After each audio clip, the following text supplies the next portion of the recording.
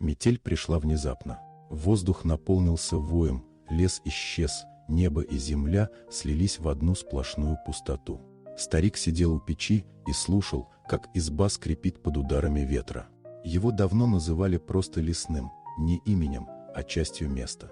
Здесь, на перевале, люди не задерживались. Оставались только те, кому уже некуда было идти.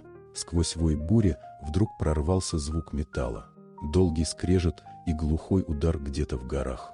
Лесной понял сразу – авария. И понял еще – туда в такую ночь полезут только браконьеры. Он мог остаться. Никто не ждал его наверху. Но все равно поднялся, накинул тулуп и пошел в метель. Подъем был мучительным. Снег доходил до пояса, ветер сбивал с ног, дыхание превращалось в лед. Несколько раз он падал и ловил себя на мысли, что если сейчас не встать, все закончится быстро и тихо. Но он поднимался снова. На краю перевала висел грузовик.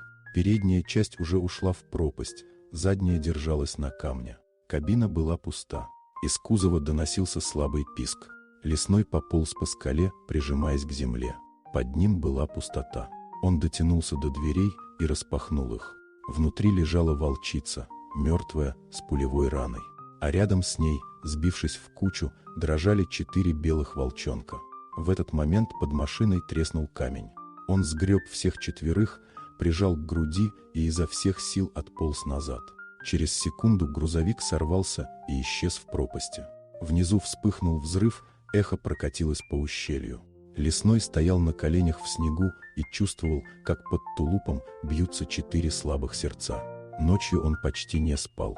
Топил печь, грел их дыханием, кормил молоком из старого шприца. Они были слишком маленькими для этого мира, слишком хрупкими для перевала. Он не думал о будущем, просто делал то, что мог. Весной они выжили. Он построил им укрытие во враге, подальше от избы. Сначала они возвращались, потом все реже. Он перестал гладить их, перестал быть для них человеком. Он учил их быть волками. Однажды они просто не вернулись. Во враге остались только следы на снегу. Лесной долго сидел там и чувствовал не боль, а странное спокойствие, будто что-то в его жизни наконец встало на свое место. Прошло несколько лет. Он стал еще старше, еще тише. Люди почти забыли дорогу к его избе. Но прошлое не забывает. Они пришли ночью. 2. Те же самые, что когда-то ехали через перевал. Он узнал их сразу. Они связали его, облили пол бензином. Метель снова выла за окнами, такая же, как тогда. И вдруг в этом вое появился другой звук. Глубокий, низкий, нечеловеческий. 4 белые тени вышли из бури. Бесшумно, как снег. Через минуту все было кончено.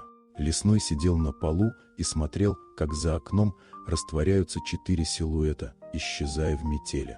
Они не подошли, не искали благодарности. Они просто вернули долг.